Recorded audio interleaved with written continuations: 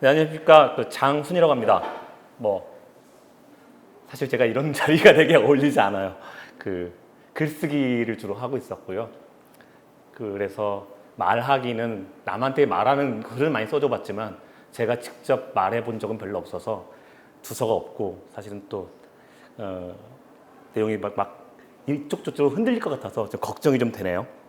걱정이 좀 되는데 어쨌든 방담 형식으로 재밌게 한 시간 좀 풀어나갔으면 좋겠습니다.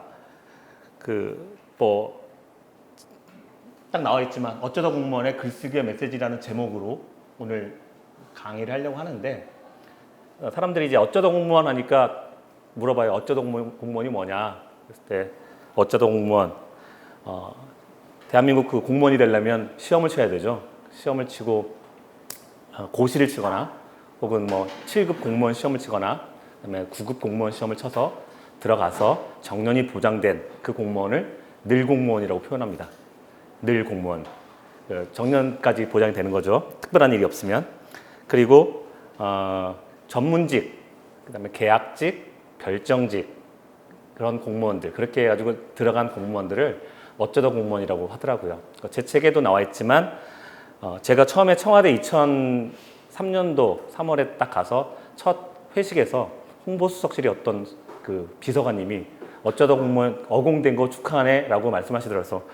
어공이 뭐예요? 했더니 야 그것도 모르냐? 너 어쩌다 공무원이야 이제. 그래서 예. 그때부터 내가 어공이란 사실을 알게 되었고 그 어공으로서 14년 동안 지내왔습니다. 예, 사실 아까 처음에 이렇게 시작할 때 10초 인트로덕션을 한번 해보고 싶었어요. 10초 동안 자기소개를 한번 해보려고 했었는데 이미 다 소개를 해주셔서 그래서 물어보고 싶은데 소개할 때 좀 어려웠습니까? 안 어려웠어요? 예, 사람들이 참 자기소개할 때 다 틀려요. 그러니까 나는 이제 나는 어떤 사람입니다. 이름 먼저 얘기하고 나는 어떤 일을 합니다. 어떠한 것에 관심이 있습니다 하고 얘기하는데 그것들이 대개는 이제 10초라는 어떤 시간적 제약을 주면 거기에서 내가 핵심적으로 말해야 될 것이 무엇인지를 먼저 이렇게 생각을 하고 말을 하게 돼요. 근데 그렇게 생각을 안 하고 말을 하게 되면 내가 말하고자 했었던 내용을 말하지 못하고 10초라는 기간이 지나가 버리고 나는 내 소개를 잘 못했다는 어떤 자괴감에 빠지기도 합니다. 나왔네요. 그래서 그 10초라는 기간은 딱 1분을 생각을 하면 300자 정도가 자기 말하는 자수라고 생각하면 10초는 한 50에서 60자 정도가 된다고 생각을 해요.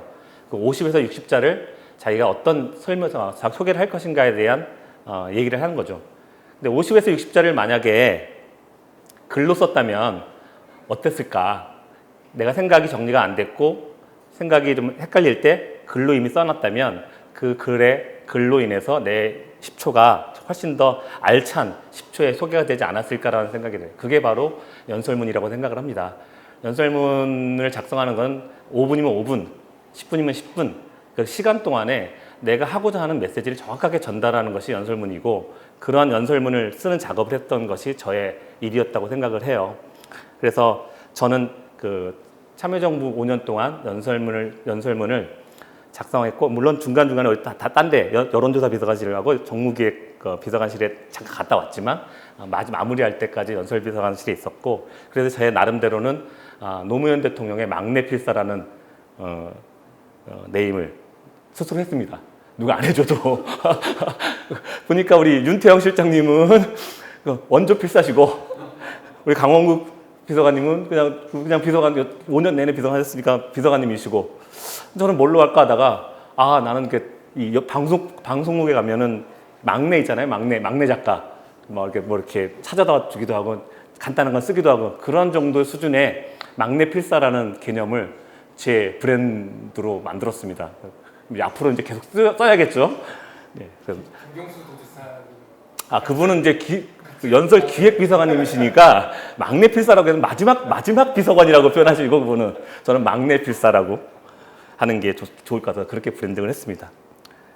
아무튼 그래서 글쓰기를 하기 시작했는데 여러분 한 분 한 분들은 자기 인생에 이런 문장 한 문장들은 기억나는 문장이 있지 않을까 하시는 게 또 있나요? 혹시 있으신 분? 그럼 예시를 한번 들어볼까요? 영어죠. Stay hungry, stay foolish. 이건 누가 했던 말인가요? 예, 스티브 잡스가 했던 말이죠. 되게 유명한 얘기죠. 자, 그러면 야, 이런 말은 누가 했습니까? 우물쭈물하다가 네, 이럴 줄 알았어.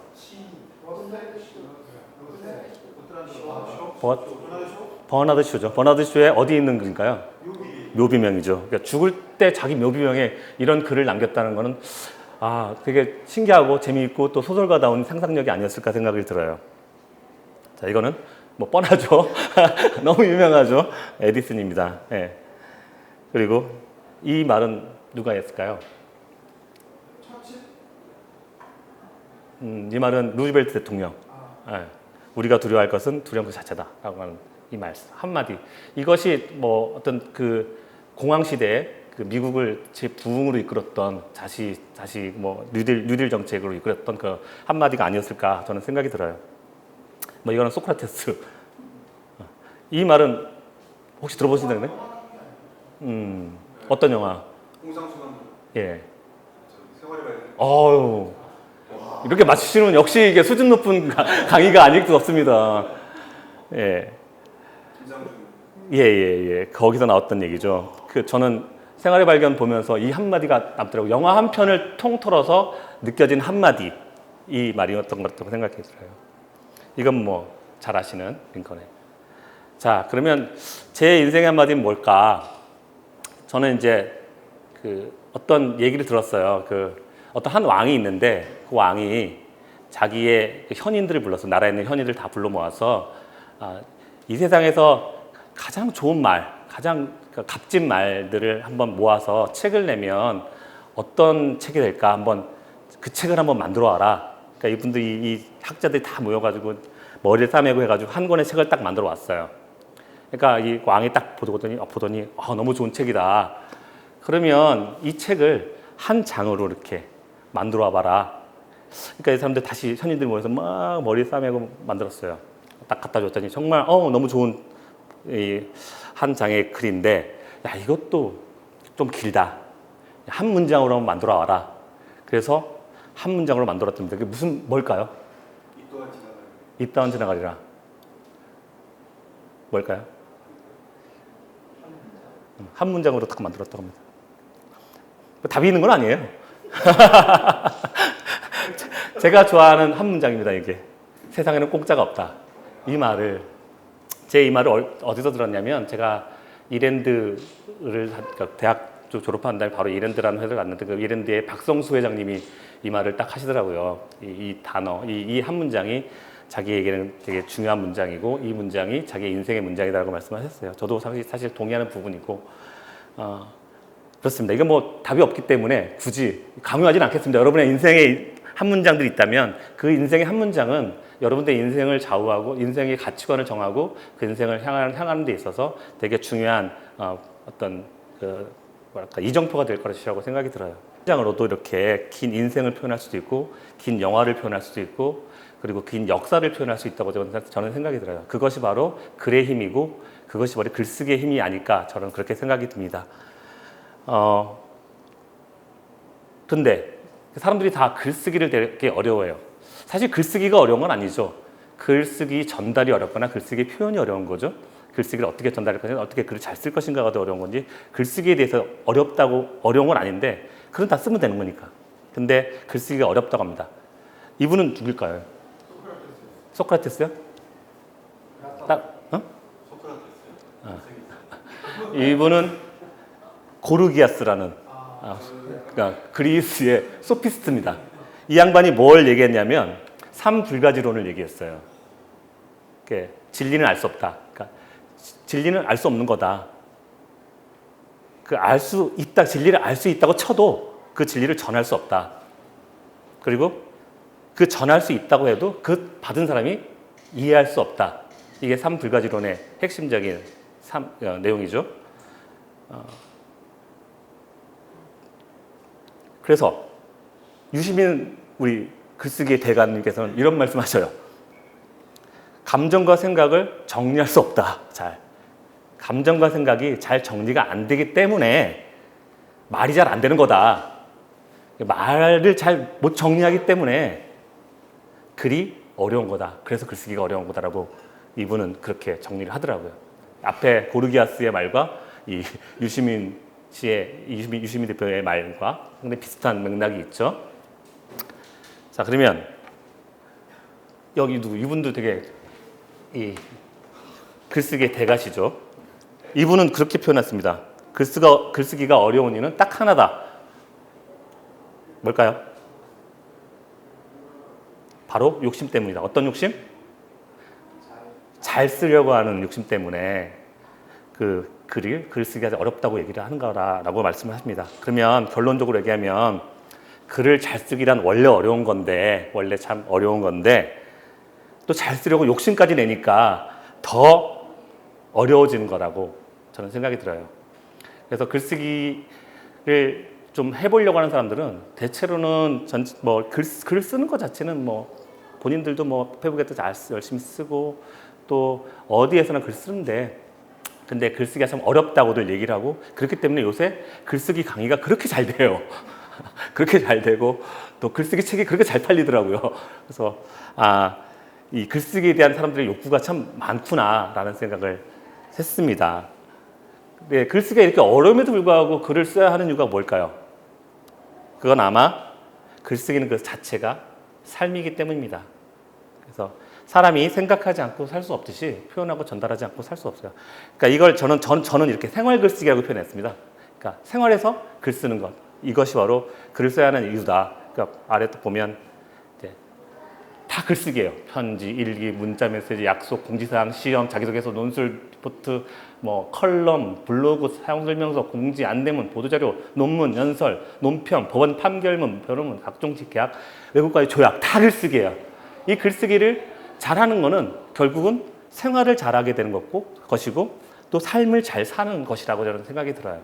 그래서 글을 써야 되는 이유이고, 그래도 글을 써야 하는 또 하나는 이유는 행복한 글쓰기가 행복한 삶을 만든다고 생각해요. 어쨌든 자기를 표현하는 거죠.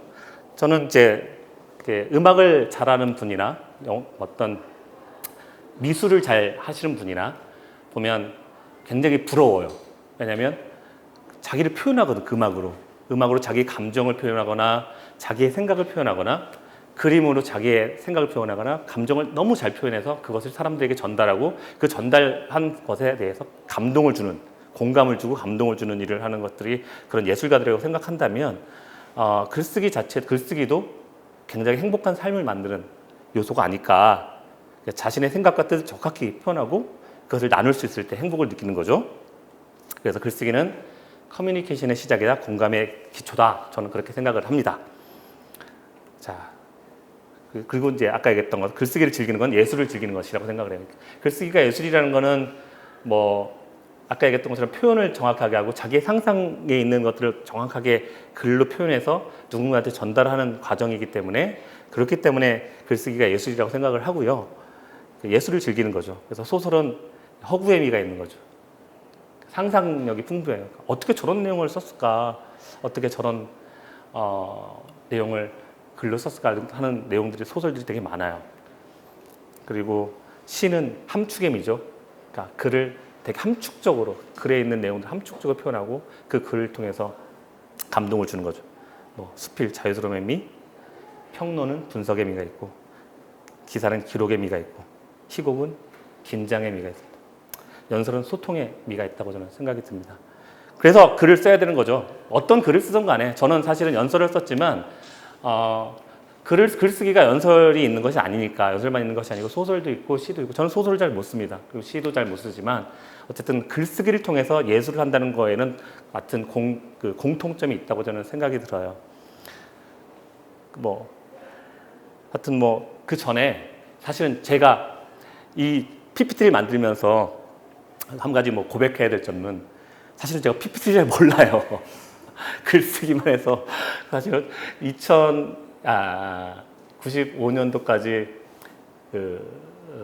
직장 생활이라고는, 그러니까 일을 한 1년 정도 했고, 그 외에는 대부분 다 이제 공적인 일을 많이 해서, 공적인 일을 하는 사람들이 대부분 PPT 많이 안 해요. 대부분 다 아래 한글을 활용하거나 그렇게 합니다. 그래서 사실 이 PPT가 제가 예전에 그 예술계에 있는 학생들, 대학생들에게 강의를 할 때 만들었던 PPT를 이제 다시 이제 개비한 건데 그 틀 안에서만 제가 바꿀 수밖에 없어요. 그러니까 내 어떤 형식이 되게 단조롭죠. 단조롭죠. 근데 이 말씀을 왜 드리냐면 무라카미 하루키라는 사람이 이제 그 소설가로 사는 법인가 작가로 사는 법인가 이 책에서 그런 얘기를 해요. 그러니까 본인이 그 글을 처음에 막 썼는데 막 쓰고 나서 자기가 좀 잘 썼다고 생각하는 글들을 누군가한테 보여줬을 때 사람들의 평가가 되게 별로 안 좋더라라는 얘기를 들었다고 해요. 그래서 본인은 작가로서 성공하고 싶은데 그것들을 어떻게 자기가 극복할까라는 고민을 무지하게 많이 했다고 합니다. 자기의 문체는 뭐지? 자기의 글은 뭐지? 하고 생각을 했대요. 근데 이분이 이제 그러다가 이제 나 작가 되는 거 포기하고 소설가 되는 거 포기하고 나는 이제 그냥 번역가로만 살래 이렇게 생각을 했대요. 뭐 영어를 좀 하니까. 그래서 번역을 하는 일을 하다가 좀 이렇게 생각해서 자기 글을 영어로 번역을 했대요. 자기가 쓴 글을 영어로 딱 번역을 하니까 그러니까 이제 그 번역한 글을 영어로 번역한 글을 다시 일본어로 자기 글로 다시 재번역을 해봤대요. 그랬더니 이거 새로운 문체가 나온 거야. 새로운 문체가 나오고 그러니까 영어라는 어휘에 이게 폭이 적잖아요. 일본인이니까 자기 모국어가 아니니까. 그러니까 그 내에서 자기가 글을 표현하게 됐다는 거예요. 어휘가 짧고 그리고 문장력도 짧은 상황에서 가급적이면 짧게, 가급적이면 단순하게, 가급적이면 쉽게 이렇게 표현하다 보니 자기 무라카미 하루키만의 문체가 나타났다고 하는 거예요. 그래서 그 다음부터 소설가로서 굉장히 그 명성을 날리게 됐다는 얘기를 본인이 하더라고요. 그 얘기를 하는 이유는 이 PPT가 한정된 형식 속에서 쓸 수밖에 없기 때문에 이게 단순하게 가지만 굉장히 그래도 그 안에서는 내용은 좀 쉽게 전달하고자 해서 할 수 있지 않나라는 생각을 여담 삼아 드립니다. 그냥 재미로 말씀드렸습니다. 자, 이 사진 누구죠? 네, 이 아래에 문장가 장훈이라는 딱 그 글을 써줬습니다. 사실 굉장히 뭐랄까 오버한 말이죠. 그러니까 저기 계신 저 분께서 저기 지인일께서 그려서 저한테 준 미대를 나오셔서 저렇게 표현하는 게 얼마나 저는 부러운지 몰라요. 이렇게 주신 건데, 약간 이낙연 총리님 같은. 그래 남들은 박원순 시장 같은 느낌도 든다고. 예. 근데 이제 제가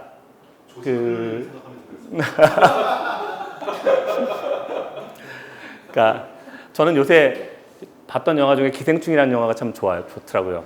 그러니까 워낙 뭐 상도 받았지만 영화 내에 그 반지하라는 공간 속에서 있었던 그 영화 내용이 제 어린 시절을 경험했던 것과 되게 비슷하게 있어서 거기는 이제 엄마, 아빠, 아들 하나, 딸 하나 4명의 식구가 그 반지하에 살고 있었지만 저는 거기에 아들 하나 더, 그다음에 할머니 더, 그다음에 고모 이렇게 7명이서 살았던 경험이 있어요. 근데 그 7명이서 살면서 반지하에서 생각했던 거는 앞으로 좀 더 잘 살아야지, 잘 살 수 있었으면 좋겠다. 빨리 반지하를 벗어나서 어떤 나만의 세상에서 좀 살았으면 좋겠다라는 생각을 많이 가지고 살았던 것 같아요. 근데 그런 속에서 제가 어렸을 때 되게 많이 했던 건 뭐냐면 공상과 상상이었어요. 그러니까 저는 이제 밖에 나가기 싫으니까 이제 이불 속에 딱 집어넣고 이불 다 덮어서 그 안에서 여기는 내 나라. 내 나라에는 백성들이 있고 그 백성들은 나를 위해서 존재하고 나는 하나의 산이야. 걸리버 여행기처럼 하나의 산이고 나를 통해서 먹고 살아. 뭐 이런 식의 상상을 하고 이 속에는 뭐 정치도 있고 경제도 있고 막 있어. 그래서 이제 그렇게 상상했던 삶이었던 것 같아요. 그러니까 그런 상상을 할 수 있었던 거는 그때 나의 환경들이 내가 드러내놓고 나를 드러내고 나가서 뭐 나는 이렇게 살아 뭐 이렇게 자랑하고 사람들과 막 어울리고 이런지 않았고, 그러니까 오히려 내 속에 막 나를 자꾸 찾으려고 했었던 노력들, 그런 것도 있지 않았을까. 그리고 책을 좀 많이 읽었었던 그런 경험들이 아니었을까라는 생각이 듭니다. 그래서 그런 경험들이 나를 만들었던 것 같은데 제가 이제 여기에다가는 연관 검색어라고 표현했어요. 그러니까 이게 연관 검색어가 딱히 연관이 없어도 연관 검색어인데 제가 장난삼아 한번 만들어 본 건데 자, 이분이 딱 나옵니다. 이분 나오면 제가 걱정을 했어요. 아, 이 사람이 박근혜 대통령하고 무슨 관계가 적폐와 관계가 있는 게 아닐까라는 이제 이렇게 상상을 해보셨을 텐데 저는 서강대학교를 나왔습니다. 이분이 서강대학교를 나왔거든요. 그래서 그때 우리 서강대에 그 몇 학번이다 6몇 학번인데 그 선배님이셔요. 선배님이셔서 서강대를 나왔다는 거. 서강대에서 제가 글쓰기에 도움이 됐던 건 아마 1학년 때 독후감이라는 걸 씁니다. 그러니까 서강대는 무조건 오면은 독후감이라는 걸 우리 때는 이제 우리 때 지금도 있나요? 뭐 지금도 있는지 모르겠는데 이 200자 원고지에 독후감을 써요. 그러니까 책을 2권씩 2주일에 2권씩 쓰나 이렇게 할 건데 그 내용을 7장 이상 써야 되고 그리고 거기엔 한자가 60% 이상 들어가야 됩니다. 그거를 매주 거의 한 2주 만에 한 번씩 계속 써야 되는 그 훈련을 거칠게 했었던 대학이 서강대였어요. 저는 그 경험이 굉장히 글쓰기에 중요한 경험이 아니었는가 생각이 들어요.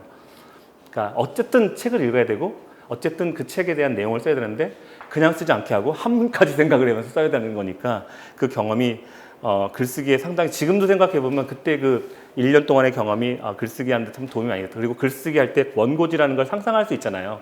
이렇게 원고지에 함께 다 채우면 뭐 기호도 생각이 나고 편집하는 기호들도 생각이 나고 그런 것들이 굉장히 글쓰기에 도움이 되지 않았었나 생각을 해서 그래서 그리고 이제 졸업하자마자 아까 말씀드렸던 이랜드라는 회사를 갔는데 거긴 또 책을 또 무지하게 읽히는 회사예요. 그래서 3개월에 100권을 읽어야 되나? 아마 그런 코스가 있어요. 그러니까 100권을 뭐 물론 이제 책의 내용은 뭐 이런 겁니다. 이토 요카도의 뭐 물류혁명, 뭐 아니면 뭐 과장 부장으로 살래, 이사 사장으로 살래, 뭐 이런 일본식 그 약간 자기계발서들을 많이 읽히게 했고 그 와중에 또 뭐 어떤 미래에 대한 그런 뭐라 그러나 예언서 이런 것들도 많이 읽게 하고 그다음에 업무를 어떻게 하는지에 대한 업무 관련된 책들을 굉장히 많이 읽게 했어요. 그래서 100권을 읽어야 되고 그리고 여름에는 3박 4일 동안 독서 캠핑을 가가지고 3박 4일 내내 책만 읽는 거예요. 책만. 그러니까 그래서 심화 과장 부장 같은 만화책은 없었어요. 그건 없었어요. 그건 없었는데 어떤 그렇게 해가지고 거기서 읽었던 책이 제가 1년 다녔는데 1년 동안 책을 한 200권 정도 읽었던 것 같아요. 그 회사에서. 물론 아까 얘기했던 것처럼 아주 되게 두껍고 막 어려운 책도 있었지만 되게 얇고 되게 실용적인 책들도 있었기 때문에 어쨌든 200권 정도를 읽고 그때 그 경험들도 되게 좋았던 경험인 것 같아요. 결국 내가 써보고 독후감 쓰고 거기 이런 데서도 또 독서도 하고 또 거기 또 독후감을 써야 됐어요. 그런 경험들이 되게 글쓰기에 많이 도움이 되지 않았나라는 생각이 들어서 이렇게 이분의 얼굴을 빌어서 주목도가 있잖아요. 굉장히 올렸습니다. 제가 갔던 곳이 이제 아태평화재단이라는 곳이었어요. 아태재단에 97년 11월 달에 제가 아태재단에 들어갔는데 이랜드에 있다가 이랜드를 그만뒀습니다. 왜 그만뒀냐면 이랜드는 11월 달마다 축제가 열려요. 전 회사가 다 모여서 하는 축제가 있는데 그때 신입사원들이 나가서 춤을 춰야 돼요. 근데 저는 춤을 추기가 너무 싫었거든요. 춤으로 나를 표현한다는 게 너무 어색하고 힘들어서 그래서 겸사겸사 이유도 있었지만 춤을 추라고 했던 이유 때문에 난 춤을 못 추겠습니다 하고 회사를 그때 10월 달인가 그만두고 그리고 이제 11월 말에 대학원 대학원 시험이 있다고 친구가 알려줘서 그 대학원에 들어갔다가 대학원을 졸업할 때쯤에 이제 아태평화재단에 들어갔어요. 근데 그 아태평화재단에 들어가서 제가 했었던 일은 주로 이제 학술 대회, 그다음에 국제 학술 대회 이런 것들을 주로 했는데 그때 아태평화재단은 좀 아시는 분은 아시겠지만 아태평화재단은 김대중 대통령님이 세우신 곳이에요. 이분이 이제 영국과 정치 안 하겠다 영국 가셨다가 다시 정치를 복귀하면서 만들었던 그 재단인데 이 재단에는 정치를 하려고 오는 사람들이 되게 많았어요. 정치를 하려고 했었던 사람들이 이 재단에 와가지고 그 경험을 쌓기 위해서 그리고 그 경력을 넣기 위해서 왔는데 그 중에 한 분이 이제 그 어디야 광주 전라도 광주에 있는 그 어느 지역구에 출마를 하기 위해서 이 자리에 어느 자리에 오셨어요. 오셔서 그 지역 방송국에서 하는 이 컬럼 뭐 그때 방송 컬럼 이거를 하기로 했는데 그때 이제 저한테 그 칼럼 내용을 이렇게 써서 이렇게 보내주면서 이렇게 어디다 팩스로 보내줘라 했는데 제가 봤더니 내용이 별로인 거죠. 그래서 그 다음에는 제가 딱 써서 내가 한번 써서 이거 한번 어떠세요 했더니 그분이 야 너 글 좀 쓰네 하더라고요. 그래서 좀 도와드릴까요 했더니 자기 좀 도와줘라 해가지고 그때 기자 두 분을 저한테 소개시켜주고 그분들의 소스를 받아서 네가 글을 써서 좀 썼으면 좋겠다. 그게 남을 위한 글쓰기의 처음 시작이었던 것 같아요. 그래서 이제 그분 도와주고 나도 되게 재밌고 글 쓰는 게 그게 방송국에 나와서 막 이렇게 읽혀지는 게 너무 신기하고 재밌더라고요. 그래서 너무 재밌게 일을 했었던 경험이 있습니다. 그래서 제가 시간을 잘 받아야 되는데 또 이제 주목도를 좀 더 높이기 위해서 이분은 이제 전두환 대통령이죠. 전두환 대통령인데 이 양반을 왜 내가 여기다 올렸을까? 제가 또 그 다음에 갔던 곳이 세종연구소라는 곳인데 이 세종연구소가 원래 이례재단의 후신이에요. 이례재단 이 전두환 대통령이 장세동 씨와 함께 다음에도 천세까지 이 정권을 누리고 있다고 만들어 놓은 곳이 이례재단인데 이례재단에 이제 그때 뭐 청문회로 인해서 이제 저기 바뀌었죠. 세종연구소 공익재단으로 바뀐 다음에 거기에 이제 세종연구소의 홍보팀장을 갔다는 말씀을 드리려고 했고요.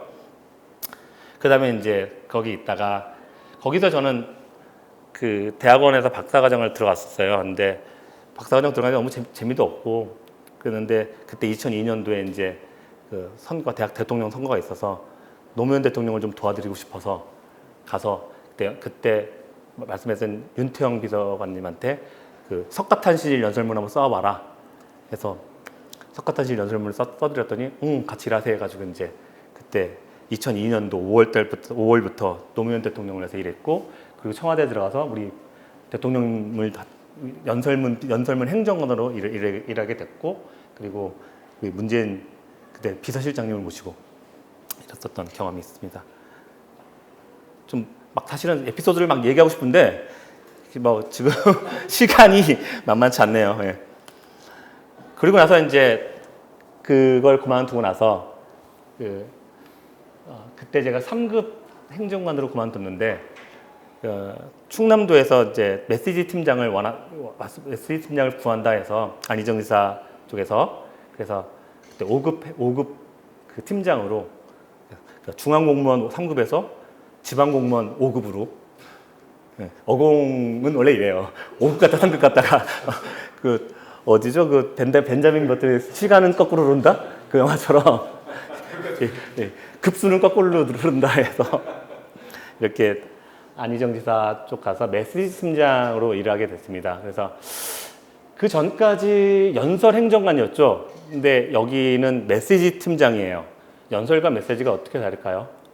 나중에 말씀드리겠는데 어쨌든 메시지 팀장으로 연설도 쓰고 뭐 이것저것 다 하고 이제 그러고 나서 3년 후에 미디어 센터장으로 이제 7년 동안 이 충남도에서 일하게 됐습니다. 지금은 인천시 미디어 담당관으로 일하고 있습니다. 이렇게 말씀드린 건 제 소개라고 볼 수도 있고 어떤 여태까지 글쓰기를 제가 왜 어떻게 해왔나는 어떤 이력이라고 말씀을 드릴 수 있습니다. 그래서 어쩌다가 공무원이 됐고 어쩌다 글쟁이가 됐습니다. 이런 거죠. 여태까지 가져왔던 제 출입증과 이랜드 근데 한 사람이라고 보기에는 어려운 사진들이죠. 예, 그렇습니다. 그런데 이제 그 책 얘기를 좀 해야 되는데 제가 인천시에 오게 되고 나서 그 전까지 되게 책을 한번 쓰고 싶다는 생각이 있었어요. 그 홍보 관련 이나 아니면 정치 관련 책을 한번 써보고 싶다는 생각이 있었는데, 그래서 내가 열심히 이제 충남도에서 한번 썼던 글이 있었습니다. 참모의 수첩이라는 블로그 글이 있었어요.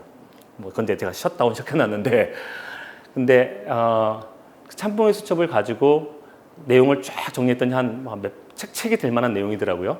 분량이더라고요. 그래서 출판사 사장님한테 딱 가서 이제 어떤 선배님한테 가서 이게 책으로 좀 내고 싶은데 책이 되겠습니까? 했더니 딱 보시더니 안 되겠어. 그래서 왜 안 될까요? 했더니 책이란 게 책의 화자, 필자가 아주 센세이션하거나 좀 이렇게 필자가 굉장히 좀 유명인이거나 셀럽이거나 아니면 내용이 좀 고발성이 있거나 좀 이렇게 뭔가 내가 안희정 지사가 대통령이 됐으면 써도 되겠다.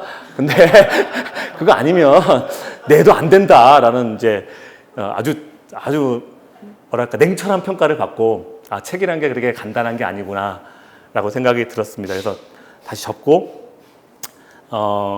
있던 차에 이제 어떤 사건이 있고 그러고 나서 3개월 쉬고 이제 다시 인천시의 미디어 담당원으로 가서 이제 출근길이 되게 길거든요. 출근길이 되게 길어서 출근길에서 어떤 글을 하나 썼어요.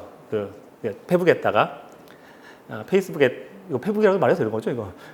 페이스북에 이렇게 어떤 글을 썼는데 그 글이 어떤 내용이냐면 내가 출근을 하는데 저쪽 한 200m 정도였는데 저쪽 앞에 파란불이 이렇게 깜빡깜빡거렸어요. 파란불이 이렇게 있어요. 그래서 근데 나도 모르게 뛰게 되더라고요. 그게 파란불 보이니까 이 조건반사적으로 저기 빨리 건너가야 돼. 막 뛰었어요. 뛰어서 딱 넘어갔는데 또 쭉 걷다 보니까 또 이 횡단보도에 저쪽에 저 멀리 있는데 파란불이 있어요. 그래서 또 막 뛰었어요.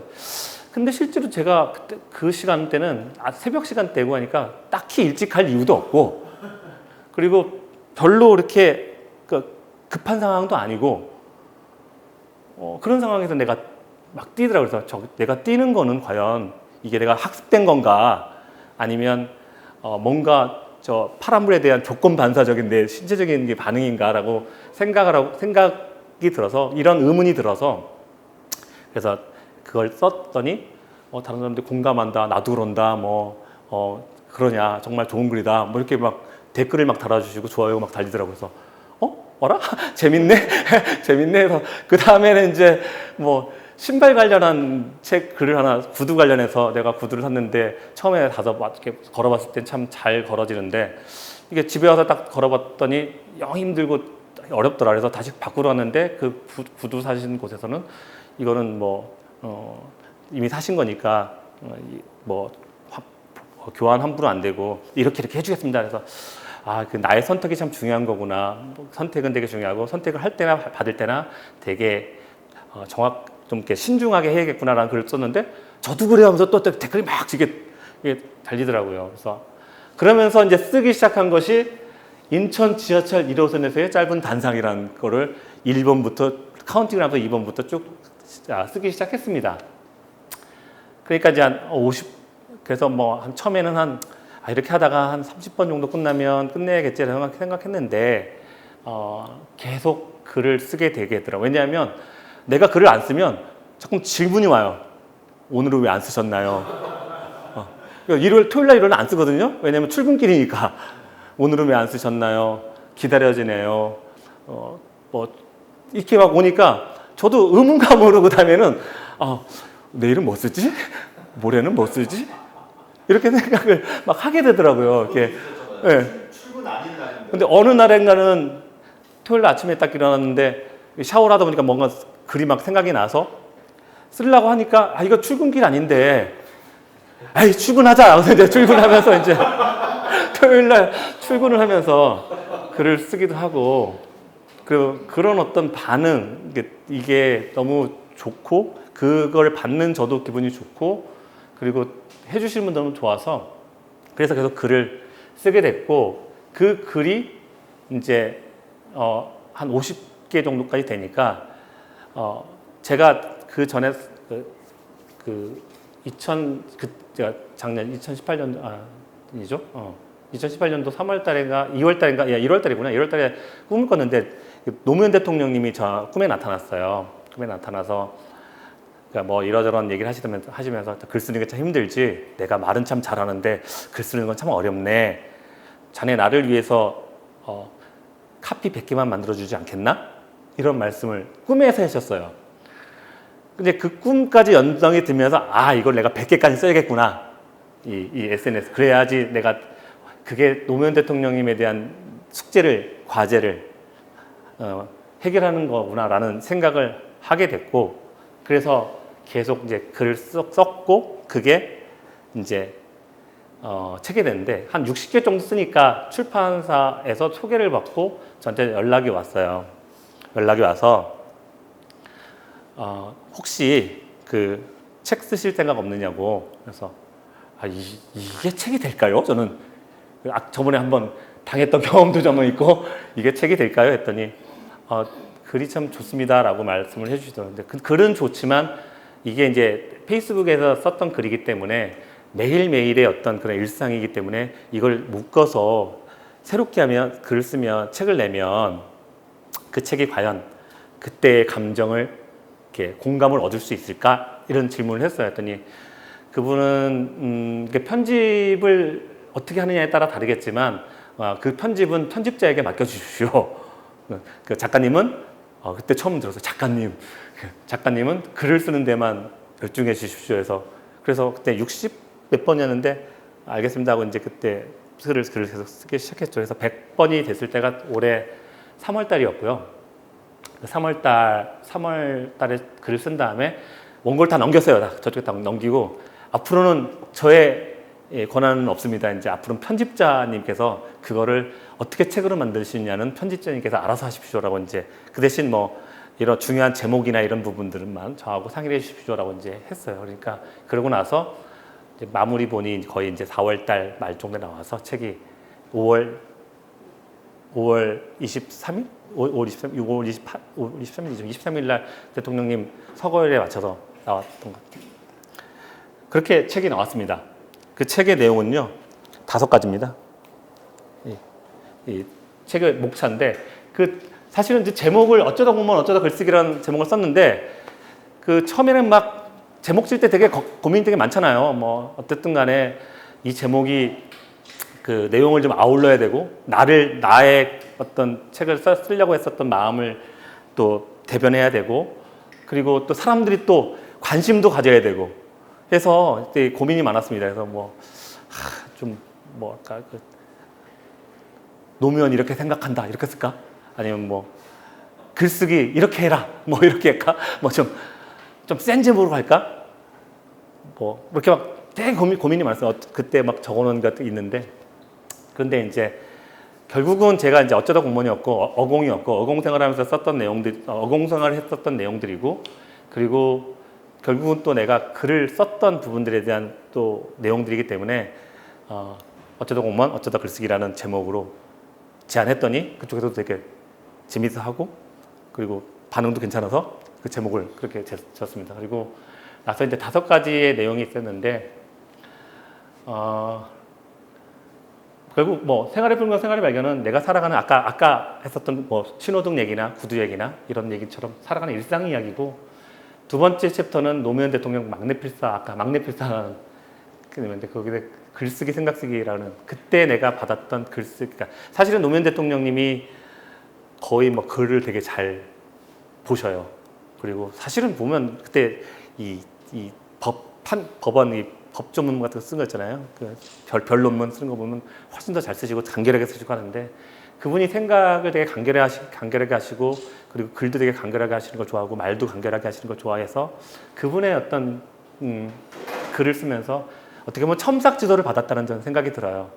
글을 올리면 그분께서 이렇게 큰 흐름에서의 말씀을 한번 해주시고 그리고 각각의 내용들에 대해서 이렇게 말씀을 해주시고 그랬었던 경험이 되게 좋았고 그러니까 사실은 제가 글쟁이라고 하기에는 뭐 아까 얘기했던 것처럼 글을 좋아하고 글 쓰는 걸 되게 좋아했지만 글을 잘 쓴다는 생각은 그렇게 하지 못했거든요.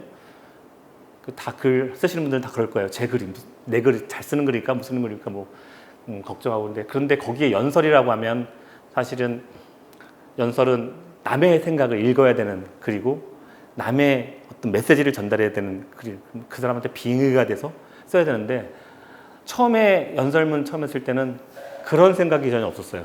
내가 멋있는 글 쓰면 된다고 생각해가지고 아주 멋지게 막 연설문 내 연설문을 막 써서 다 갖다 주면 다 익스표 쫙쫙쫙쫙 다 이게 뭐 이건 자네 생각이지 이게 내 생각인가?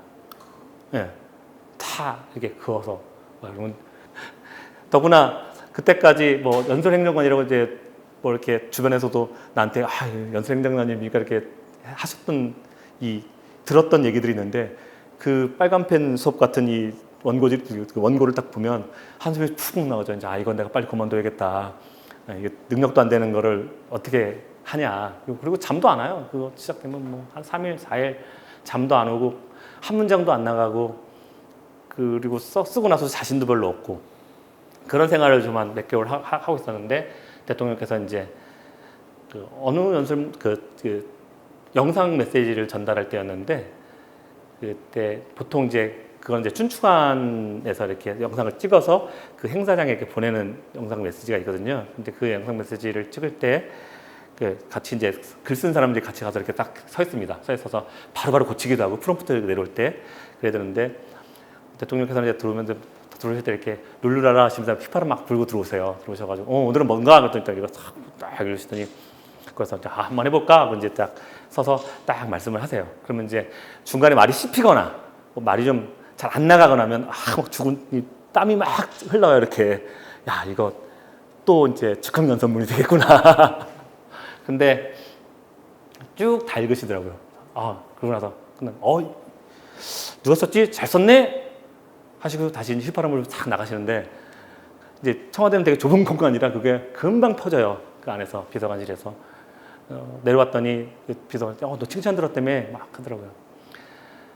그 말씀 한마디 때문에 그게 이제 들어간 지 청와대 들어간 지 4개월 된 때였는데 2년을 더 했습니다. 그래요. 그러고서 연설비서관으로 행정관으로 2년을 더 했고 그때 썼던 연설문이 그 부산에서 열리는 청소년 축구대회 그 축하 메시지인데 아마 그랬었던 것 같아요. 그 전까지는 제가 막 멋있게 쓰려고 막 축구는 뭐고 뭐 그리고 뭐 청소년이라는 건 뭐고 막 이렇게 멋있게 쓰려고 했었는데 그때는 그렇게 썼거든요.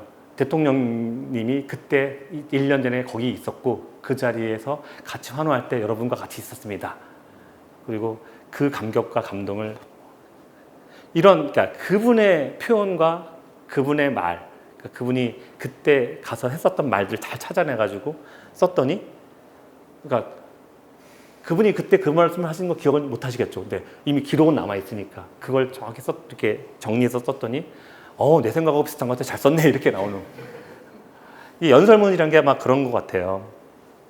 그래서 그 연설문은 그 남에게 굉장히 빙의돼서 써야 되는 그 연설자에게 빙의돼서 쓰는 자기가 연설문을 쓰는 거면 자기가 이제 잘 쓸 수 있겠지만 사실은 연설문 행정관이라는 사람, 연설문 담당자라는 사람은 그분이 그 일을 하기에는 너무 생각이 다 많고 여러 가지 일을 해야 되기 때문에 시간을 줄여주고 그 생각할 시간을 줄여주고 그리고 그 시간의 효율성을 더 높이기 위해서 있는 자리거든요. 내 생각을 써서 멋있는 무슨 연설을 쓰는 게 아니라 그분의 철학과 가치를 정확하게 전달하고 그걸 좀 더 효과적으로 전달하는 것이 연설문 행정관이고 연설문 담당관이라면 그 일을 해야 되기 위해서는 그런 일들이 필요한 게 아닌가 그런 생각을 했습니다. 그래서 근데 이제 이 책은 내 생각을 담은 첫 번째 책이잖아요. 그러니까 얼마나 기뻤겠습니까? 그리고 이제 세 번째는 뭐 관계 이야기인데 살아가면서 했었던 관계 이야기고 네 번째는 이제 내가 충남도청과 인천에 있으면서 있었던 그 지방 공무원으로서의 생활입니다. 그래서 궁금하시면 한번 사서 읽어보시면 좋을 것 같습니다. 그래서 어공호수 육하원칙 언제 썼냐? 매일 아침 출근길에 썼습니다. 일산의 백석동에서 인천 시청까지 가는 1시간 10분 정도의 거리에 썼습니다. 어디서 썼냐? 버스 승강장 기다리면서 버스에 타서 지하철역에서 그 지하철 타고 가면서 통상 버스 승차장에서 써요. 쓰기는 짧은 글들은 다 쓰고 그리고 그걸 퇴고를 버스하고 지하철역이랑 지하철에서 합니다. 그래서 보통 버스가 그냥 버스가 아니라 이제 광역버스라서 짧게는 15분 아니면 길게는 20분 정도의 시간이 걸려요. 기다릴 때. 서서 뭐 맥없이 기다려야 돼요.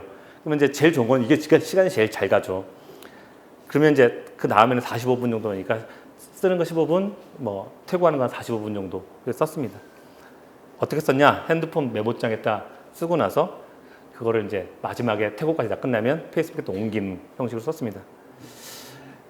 야, 누가 누구에게? 장훈이 패친 독자들에게. 그때는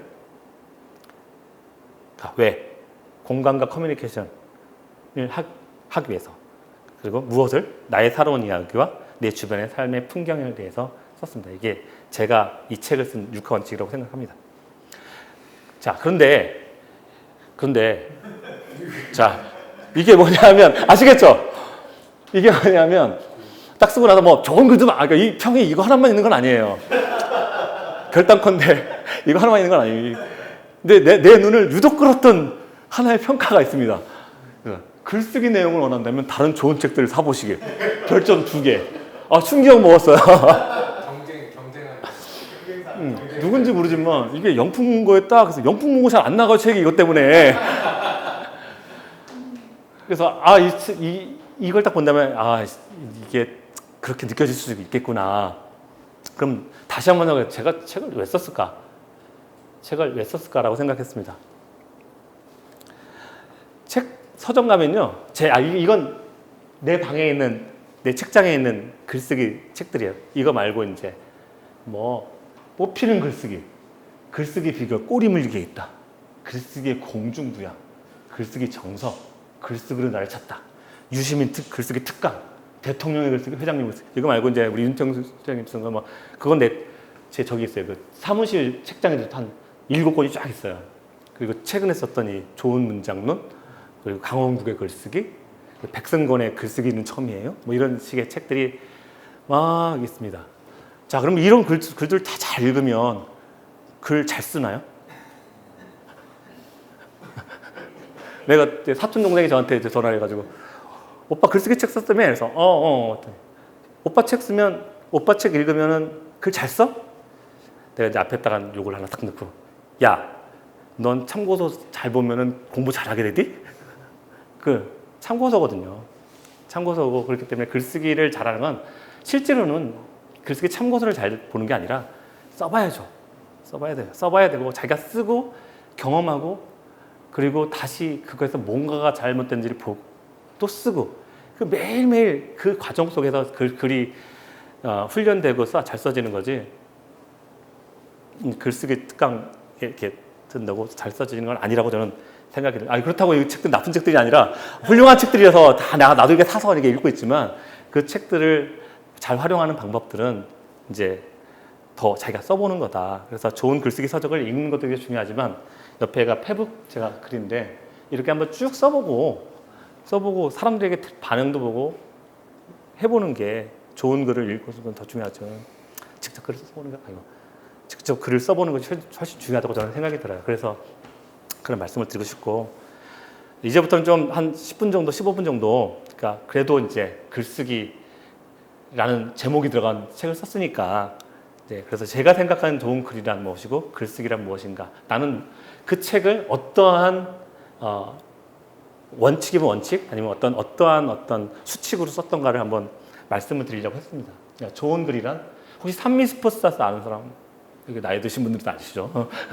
이 산미 슈퍼스타즈의 마지막 팬클럽이라는 책이 있어요. 내가 되게 좋아하는 책인데 너무 재미있고 막 그냥 낄낄거리면서 썼는데 그 책 얘기는 아니고 산미 슈퍼스타즈 재미, 의미, 케미가 맞는 글이 일단 좋은 글이라고 생각해요. 그러니까 재미있어야 되고 일단 그리고 의미가 들어가야 됩니다. 그래서 아무 의미 없는데 재미있으면 또 별로잖아요. 그리고 자기하고 맞아야 돼요. 아무리 재미있고 의미가 있어도 내가 읽는데 계속 안 넘어가는 책은 별로인 책이에요. 좋은 책 아닙니다. 좋은 건 아닙니다. 그래서 그 산미 슈퍼스타즈, 산미를 즐겨요. 난 일할 때도 제가 책에 썼지만 일을 할 때 내 직장을 고를 때도 내가 이 일이 재미있는 일인가 나한테 그리고 이 일은 내 삶에 있어서 가치가 있고 의미가 있는 일인가 그리고 이 일을 하는 사람들과 나는 케미가 맞는가, 이 일의 케미가 맞는가라는 걸 한번 생각해 보면서 정하시거나 고르게 준비하시면 더 좋지 않을까라고 생각이 들어요. 저는 그래서 쉽게 읽히고 깊게 생각할 수 있는 글이 좋은 글이다. 저작이라는 표현을 썼습니다. 저작은 책이죠. 책을 저작하는데 저는 이게 씹는다라는 생각을 해요. 씹어서 잘 녹여서 이렇게 들어갈 수 있게끔 해주는 책. 그 책이 좋은 책이 아닌가. 내한테 소화가 안 되는 책은 그냥 소화불량거리는 책들이에요. 소화가 잘 되는 책이 좋은 책입니다. 좋은 글이라서 함께 만족하고 공감하는 글이라고 생각합니다. 저는 이제 스스로가 만족하는 글이 좋아요. 내가 썼는데 참 만족하고. 언젠가 내가 일기를 내가 초등학교 때 썼었는데 중학교 때 썼던 일기를 딱 보니까 이게 내가 썼어? 아니, 감동이 막 오는 글들이 몇 개 있더라고요. 만족하는 글이 좋습니다. 상대가 또 만족해야겠죠. 제3자가 만족해야 되고 내용과 형식의 상호작용을 일으켜야 됩니다. 이런 내용들은 다 아는 내용이에요. 그래서 오늘 하는 이런 내용들은 조언일 뿐이죠. 그래서 제가 한 10가지 조언만 드리겠습니다. 물론 항상 하는 얘기입니다. 단문으로 써야 된다. 짧은 문장이 이해도 쉽고 힘도 있다. 이건 모든 글쓰기 하시는 분들이 다 하시는 내용입니다. 근데 최근에 이제 내가 어떤 분의 칼럼을 읽었더니 그렇다고 단문만이 좋은 글은 아닌 거죠. 좋은 글은 긴 글도 좋은 글이 있습니다. 관촌수필 같은 경우에는 되게 산문형이지만 되게 좋은 글이잖아요. 그리고 멋있는 글. 단문, 짧은 문장, 단문일까요? 단문이죠. 주어 하나가 있고 수어 하나가 있는. 그러니까 어떤 글들을 보면 길게 쓰다 보면 주어, 수어 찾기가 어려워요. 주어는 여기 있는데 수어가 도대체 어디 있는지 몰라. 나는 하고 나서 끝에는 이상한 다른 사람이 하는 얘기가 써 있어요. 그러면 이거를 글을 읽는 사람이 이게 내가 했던 얘기야, 아니면 중간에 어떤 사람이 했던 얘기야, 아는 다른 뭐라는 얘기야, 이게 헷갈려져 버리거든요. 그래서 주어 하나, 수어 하나면 되게 좋을 거다. 근데 꼭 그렇다고 해서 그런 글이 다 좋은 건 아니지만 어쨌든 간에 그렇게 하면 글이 간결해지고 읽기 좋아진다는 생각입니다. 그러니까 문장 하나에는 뜻 하나만 들어갔으면 좋겠어요. 그러니까 막 여러 가지 중의적인 표현을 쓰다 보면 이해도 떨어지고 별로. 최근에 단문의 예를 들어보면 박보균 논설위원이라고 있습니다. 중앙일보에. 그분이 굉장히 단문을 써요. 내용은 내가 모르겠습니다. 내용은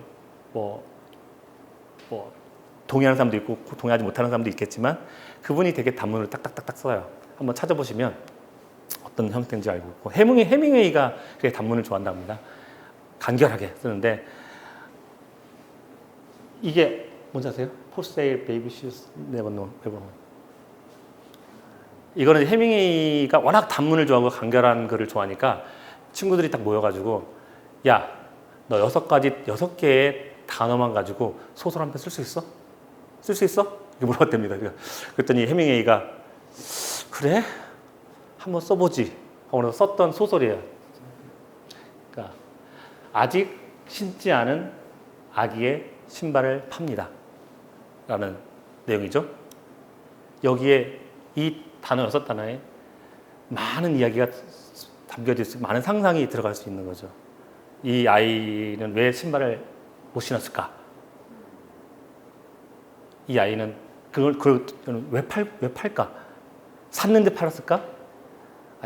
아니면 돈이 없어서 팔았을까? 아니면 소용이 없어서 팔았을까? 이런 뜻이 이 한 문장에 다 들어요. 그래서 이 해밍웨이의 그 단문은 정말 힘이 있는 단문이구나 라는 생각을 합니다. 저는 단문 연습을 하려면 생각의 체인을 좀 해야 된다고 생각해요. 예전에 우리가 이제 대통령 선거할 때 안희정 지사는 굉장히 말을 되게 어렵게 하고 또 이렇게 이해가 어렵고 그리고 받아들이기 되게 어려운 그런 단어들을 쓴다고 하고 이재명 지사는 되게 간결하다고 하는데 이게 바로 생각의 체인인 것 같아요. 짧게 흘러나가거든요. 예를 들어서 여기 오는 동안에 어떤 나의 얘기를 쓴다면 버스를 탔다. 버스를 탔다. 1200번이다. 사람이 많았다. 사람이 많았다. 버스는 막히지 않았다. 45분 걸렸다. 신촌에 내렸다. 걷는 동안 청년들이 많았다. 청년들은 늘 즐거웠다. 뭐 이런 식으로 쭉쭉쭉 이어지면 다 단문으로 이어지는 거지만 하나의 이야기가 흘러가는 형태거든요. 그것이 주는 어떤 뭐 생각할 게 없잖아요. 그림을 그리고 가는 거기 때문에 단문으로 쭉 이어지는 그거를 내가 볼 때는 아마 이재명 시장이 했었던 게 아닌가 싶어요. 저는 뭐를 민주주의를 지지합니다. 민주주의는 뭐를 하는 겁니다. 뭐를 하는 것이와요. 이렇게 착착 생각에 있기 말을 잇는 생각의 체인이었다고 생각합니다. 그렇게 얘기할 때 연설이 되게 간결해지고 그리고 사람들에게 이해가 쉽게 다가가지 않나 생각이 들어요.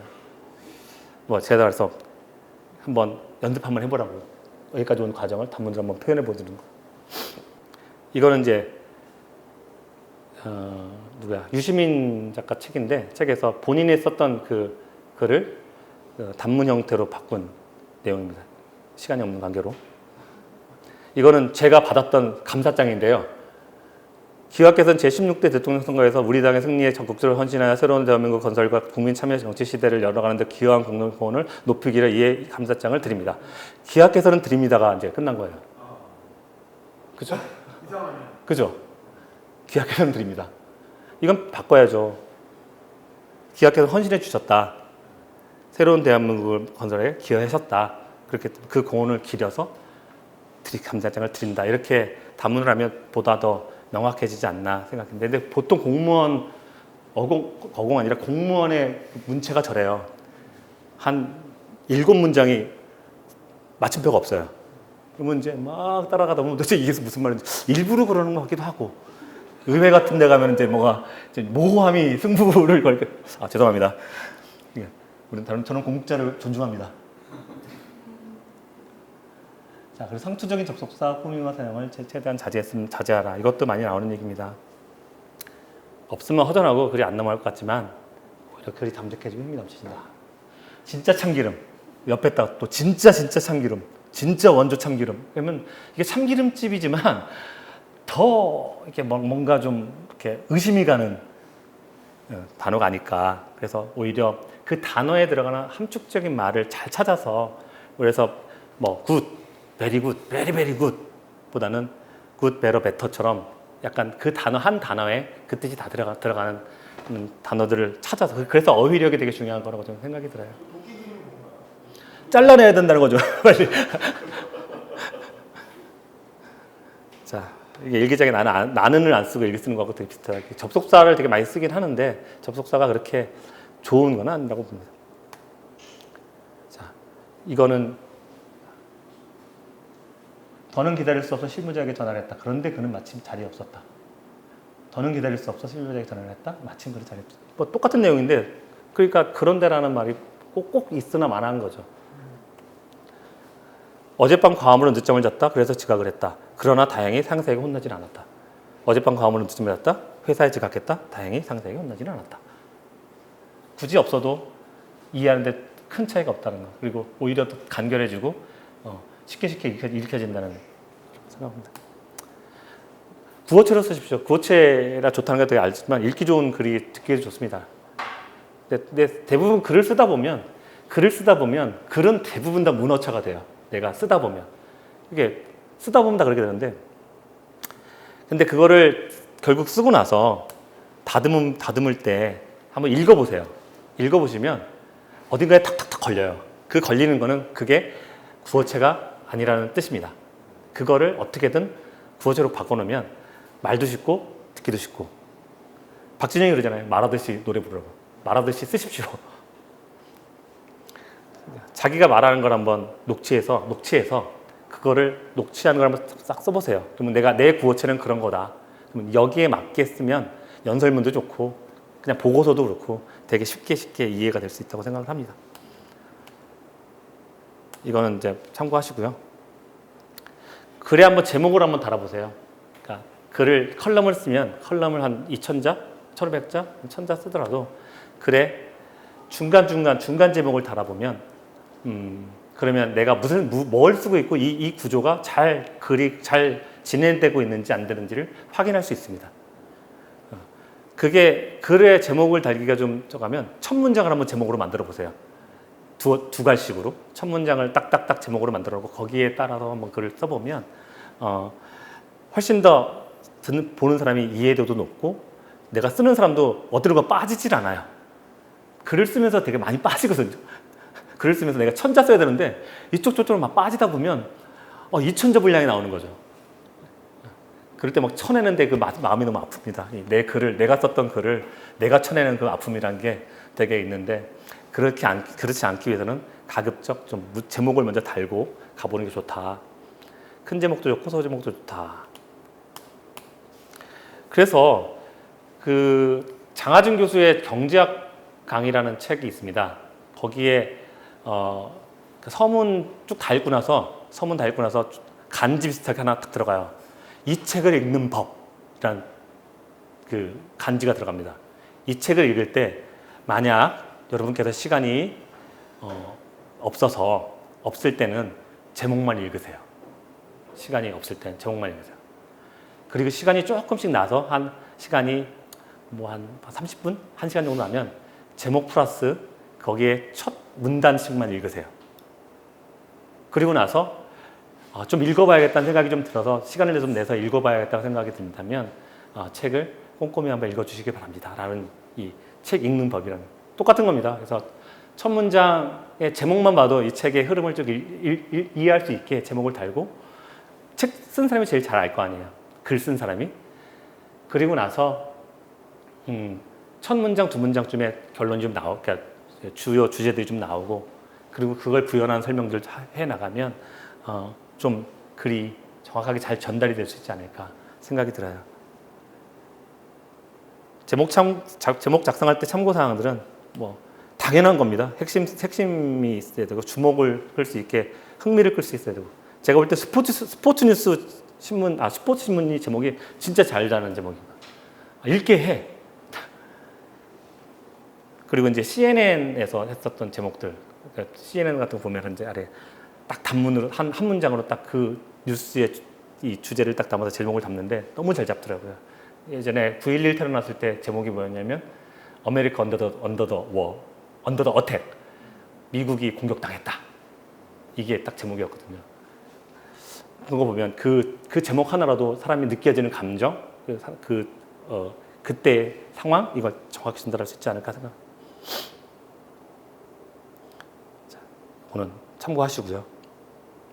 팩트가 창의어 방패다. 그러니까 사실 중심으로 썼으면 좋겠어요. 너무 이제 막 뭐뭐 했을 것이다 이렇게 가면은 이 자체가 내용 자체가 신빙성이 없는 믿음성이 안 가는 글이기 때문에 가급적이면 취재를 많이 해서 사실을 중심으로 많이 썼으면 좋겠어요. 자, 6번째, 읽을 대상을 좀 상상하고 써야 됩니다. 그러니까 허공에 떠도는 글을 쓰면 안 됩니까? 어떤 글을 쓰든지 내가 예를 들어서 연애편 쓸 때 내가 상상만 해도 좋은 그 사람이 앞에 있는 거잖아요. 내가 쓸 때 그 사람을 생각하면 이런 느낌이 막 나와 막 쓰는 것처럼. 그리고 보고서 쓸 때는 이 보고를 받는 사람의 얼굴이 딱 떠올라야죠. 이 사람이 이걸 딱 받으면 도대체 어떤 느낌을 받을까, 어떤 생각을 할까. 연설을 할 때는 연설의 대중, 100명이 100명, 200명이 200명, 아니면 이런 것들에 대한 상상을 하고 그 사람들이 어떤 느낌을 가지고 있을까라는 생각을 하고 쓰면 좀 더 낫지 않나 싶어요. 그 전국체전 연설을 제가 썼던 걸 뭐냐면 노무현 대통령이 연설을 전국체전에 참석을 하셨어요. 했는데 이제 그때는 막 비도 막 오고 막 어수선한 분위기입니다. 근데 앞에 연설자가 막 한 5명, 6명 있었어요. 거기 어딘가 지역을 얹으면 거기 도지사님, 거기 국회의원님, 또 외빈 4번째, 그다음에 마지막 주빈 5번째 이제 대통령을 딱 쓰신 거예요. 앞에 있면 진이 막 빠졌어요. 빨리 이 체전 보고 싶은데 대통령님이 딱 올라가셔서 하신 말씀. 여러분 힘드시죠? 네. 여러분 경기 보고 싶으시죠? 예. 딱 한마디만 하겠습니다. 열심히 싸우십시오. 그리고 이기십시오. 둘 다 이겼으면 좋겠습니다. 감사합니다. 하더니 박수가 와. 그러니까 그분들이 원하는 것들은 짧은 메시지로 담을 수 있고 그 연설문, 내가 연설문 어떻게 한 5분 분량을 써줬거든요. 그 지역의 뭐 발전 상황, 뭐 최전의 역사적인 뭐 내용 다 하는데 다 필요 없는 거죠 그때는. 거기는 대상이 원하는 걸 써드리는 게 제일 좋죠. 지필은 짧게, 태고는 길게. 뭐 태고의 중요성을 얘기하는 겁니다. 지필은 머리로 하고 태고는 엉덩이로 앉아서 쓰는 겁니다. 담금질하는 거죠. 연설비서관실 독기 시스템을 제가 그 뒤에다 뭐 연설도 했는데 나중에 이건 제 자랑이기 때문에 태고에 임하는 자세가 이런 겁니다. 시간이 막 압박이 오네요. 예. 한번 보시고 다 사실은 많은 글쓰기 책들에 나오는 내용일 수 있고요. 이겁니다. 인터넷 연결 안 되죠? 네, 네, 나중에. 그리고 이제 그러니까 리듬을 갖는 글들이 좋다고 저는 생각이 들어요. 그러니까 글을 쓸 때 글도 되게 리듬 있게 쓰라고, 저는 보고서조차도 리듬 있게 쓰라고 하거든요. 예, 리듬이 들어가는, 운율이 좀 들어가는 글들이 읽으면 참 기분 좋게 하고 기분이 좋아요. 볼 때 기분이 좋아야 이해도도 빠르지 않나 생각이 듭니다. 반복법, 대꾸법, 대조법, 점진법들을 잘 사용했으면 좋겠다. 노무현 대통령 억양법을 주로 많이 사용하셨어요. 근데 그게 약간 정치적으로 많이 악용된 부분 좀 있죠. 예를 들어서 그런 거죠. 저분 산적같이 생기셨는데 참 영화는 잘 만들어요. 이렇게 표현하는 겁니다. 산적같이 생각했다는 거를 얘기하면서 그렇지만 영화를 정말 잘 만든다는 얘기를 표현하고 싶은 건데 그 언론에서는 산적같이 생겼다는 걸 표현해가지고 노무현 대통령 비하론 이렇게 나오는 게 많아서 그랬었던 거였는데 하여튼 그런 것들이 이 억양을 좀 줘야 그 어떤 글에 재미가 생긴다고 좀 생각이 들어요. 잘 사용해야겠죠. 마르틴 루터 킹 목사 연설은 시라고 내가 되게 많이 읽어요. 많이 읽고 지금도 많이 보는데 되게 좋은 연설입니다. 자기의 글을 한번 랩으로 한번 만들어 보세요. 자기가 쓴 글이 운율이 잘 맞는지를 한번 확인하려면 그걸 한번 랩으로 한번 읽어봐도 재밌어요. 저분이 참 잘하신데 여기 앉아 계신 분이 내 글을 내가 썼던 글을 막 랩으로 막 한번 해보더라고요. 그러면 그 글이 운율이 참 잘 된 글인지 아니면 그냥 이렇게 운율이 잘 안 맞는 글인지를 확인할 수 있는 거라고 생각했습니다. 누가 깨끗한 시대를 말하는가, 누가 깨끗한 소설을 말하는가, 뭐 이런 그러니까 우리 김대중 대통령이 말씀하신 인생을 아름답고 역사는 진보한다 이 글도 참 느낌이 딱 오는 문장이잖아요.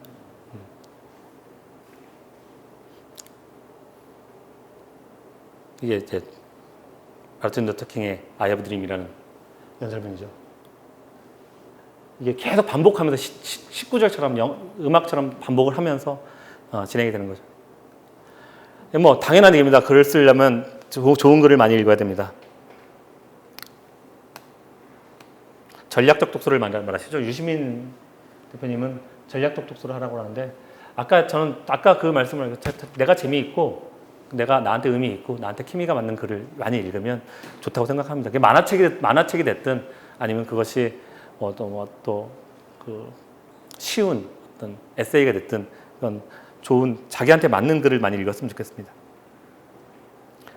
자기 책장을 한번 정리해 보면 그 내가 어떤 책을 좋아하는지가 딱 보여요. 이렇게 쭉 한번 정리해 봤으면 좋겠습니다. 그리고 초안을 쓰고 다른 사람에게 보여줘 봐라.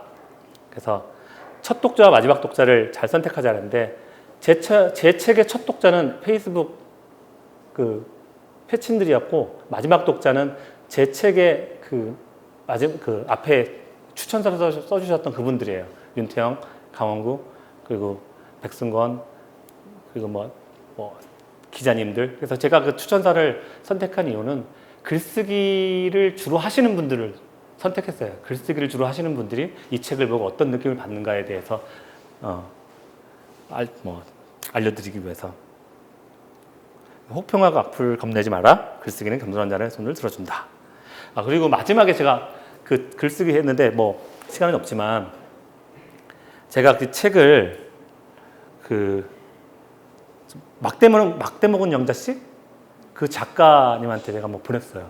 그분이 제 친구 와이프시거든요. 그래서 그분한테 보냈더니 그분이 이런 거를 써주더라고요. 제목은 어쩌다로 나가는 강렬함이 없어서 전체 내용을 반영한 후킹한 제목이 필요할 듯. 그다음에 프롤로그의 소개가 간단하고 바로 SNS 글로 들어가면서 여타 SNS 글로 치부되어 버릴 수도 있을 것임. 스스로 좀 더 알리고 전달하려고 하는데 편집은 어떨런지. 만약에 원래 챕터 5가 아까 노무현 대통령 얘기를 챕터 5로 넣었는데 그거를 챕터 3으로 옮기면 그건 반영했어요. 그리고 남들과 많이 다른 독특한 이력의 에피소드에 관한 부분도 잘 기술되는 것이 어떨까? 상업적으로 너무 상황을 이용한다는 것을 배제하려고 지나치게 감추거나 피해가는 느낌이 많이 있다는 느낌. 그러다 보니 독자가 감정을 정확히 공유하는데 불편함이 느껴집니다. 이런 식으로 제 마지막 독자가 돼서 이렇게 글을 평가해 주셔서 참 고맙더라고요. 그래서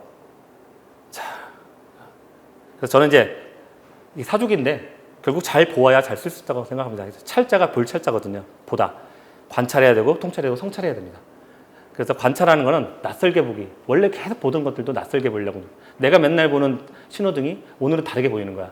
그러면 그 상황을 써보는 거죠. 그리고 지나가다 이 어떤 꽃이 폈는데 그 풀꽃이 어느 날 가다 보니까 너무 예뻐 보이는 거예요. 늘 갔던 풀꽃인데. 그러면 그때 그 느낌을 써보는 것도 되게 중요하다고 생각해요. 그렇게 낯설게 보기. 그리고 원래 있던 상황을 왜 저럴까? 아니면 만약에 뭐였다면 라는 생각을 한 번씩 걸어보는 것도 좋을 것 같습니다. 묶어서 보기. 그래서 공통점과 차별점을 묶어가지고 보는 거. 공통점은 묶고 차별점은 나누고. 나누어서 보고 같이 그게 통찰이라는 느낌. 성찰은 솔직히 말씀드리겠습니다. 내 안에 어떤 내 말이 지금 존재하고 있는 거. 그래서 그런 건 이제 걷기가 되게 좋죠. 우리 그 산티아고 그 순례길도 그러다 보면 자기 자신을 성찰하는 계기가 된다고 하니까. 그래서 제가 한마디로 표현하면 사랑하면 알게 되고 알면 보이나니 그때 보이는 것은 예전 것과 다르라. 잘 봤으면 좋겠습니다.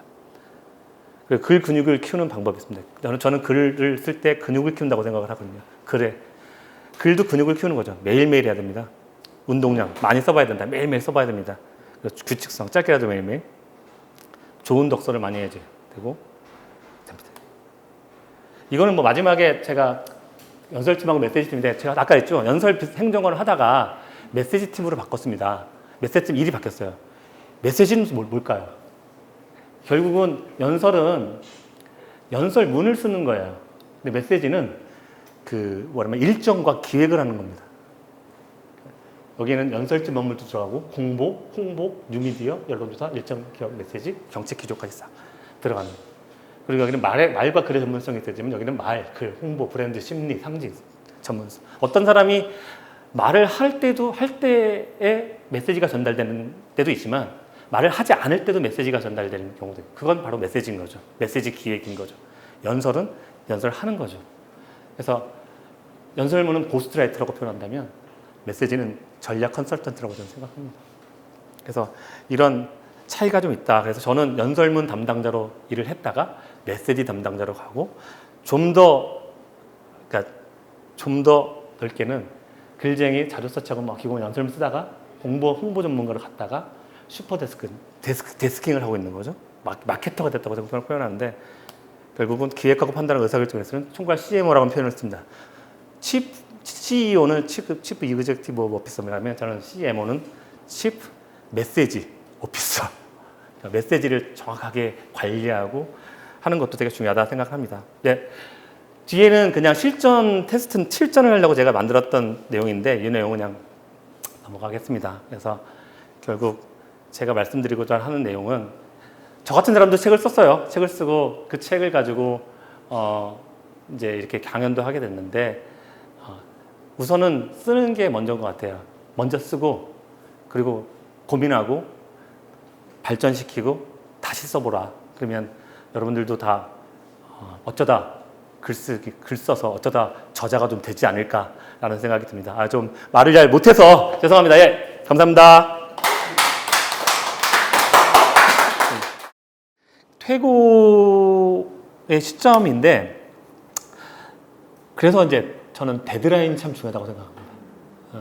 그러니까 어떤 것이든지 내가 언제까지 쓰겠다라는 혹은 이게 자신이 데드라인을 만드는 것도 좀 있겠지만 대체로는 데드라인은 바깥에서 만들어주는 게 많죠. 그러니까 기고문이면 내가 뭐 내일까지 써야 된다면 그 순간까지 태고를 하는 거예요.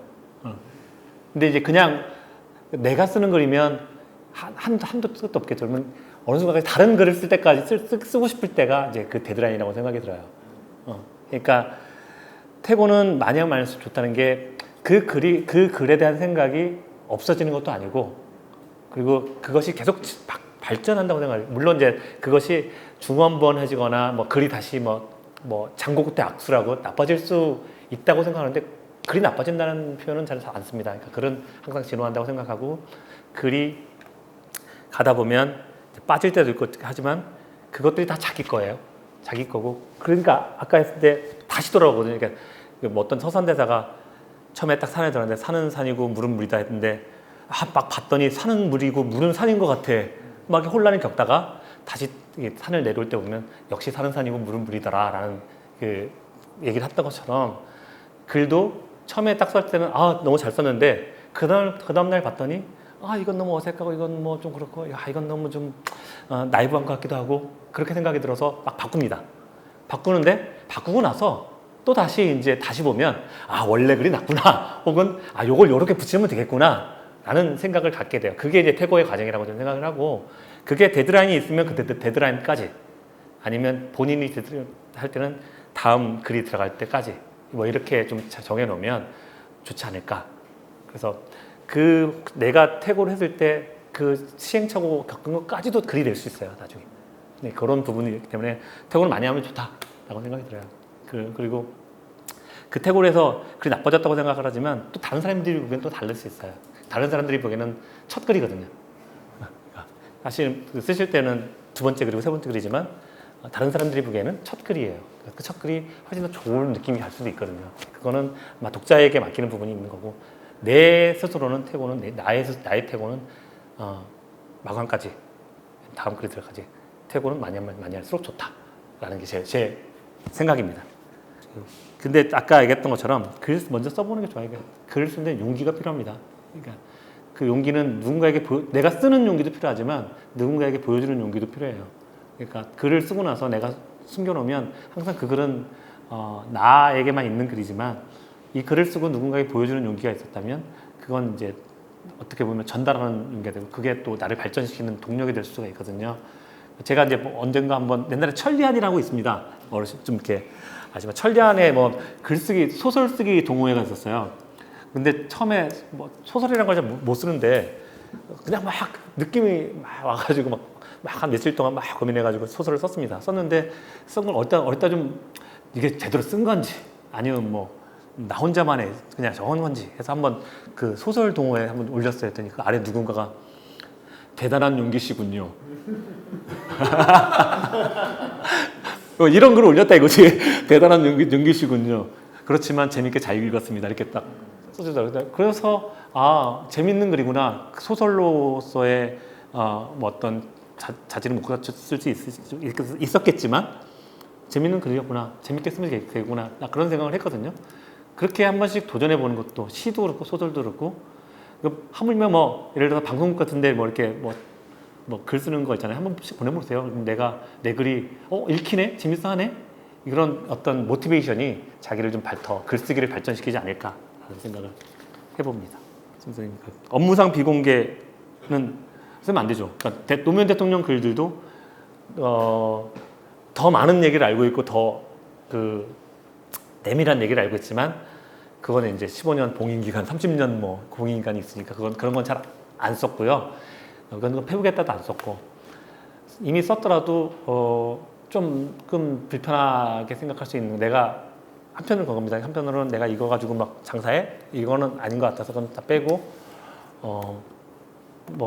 되게 일반적으로 알려진 내용들만 썼기 때문에 저도 그건 좀 아쉬워요. 나중에 기회가 있으면 좀 비망록 같은 것좀 썼으면 좋겠다는 생각이 들고, 할 때 제가 연설문 후보실에 있었기 때문에 그때 그 후보 시절 전에 있었던 걸 다 모았어요. 다 말씀하셨던 내용을 다 모아서 그 기초에서 항상 그 다음 연설들이 나와야 되는 거죠. 예를 들어서 어린이날 연설문 써야 된다면 대통령이 어린이에 대한 생각, 어린이를 키워드로 한 말들이 무엇이 있었을까를 다 찾고, 예를 들어서 또 뭐가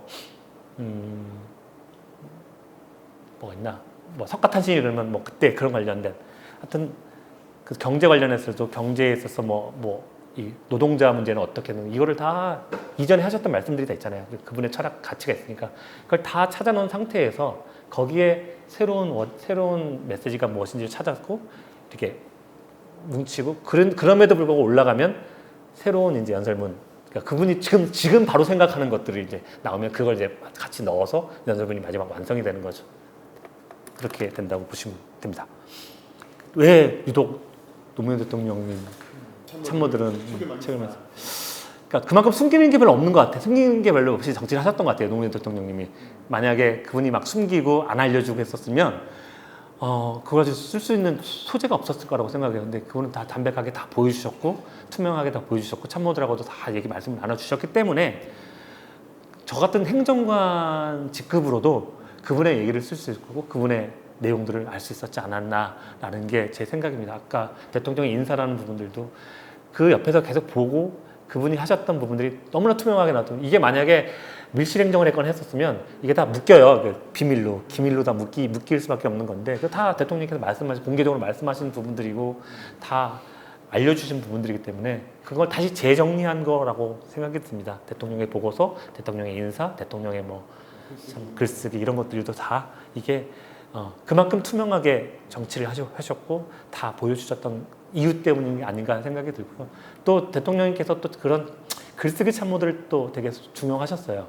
그러니까 글을 쓴다는 건 정리를 할 수 있다는 능력이 있다고 생각을 하셨기 때문에 양정철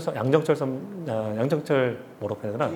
원장님의 그분도 글쓰기 다 잘하시고, 내 안에 계신 분들이 대부분 다 글쓰기를, 국정상황실에 있는 지금 윤건영 상황실장님도 그 당시에는 글을 다 쓰셨어요. 그때 그래서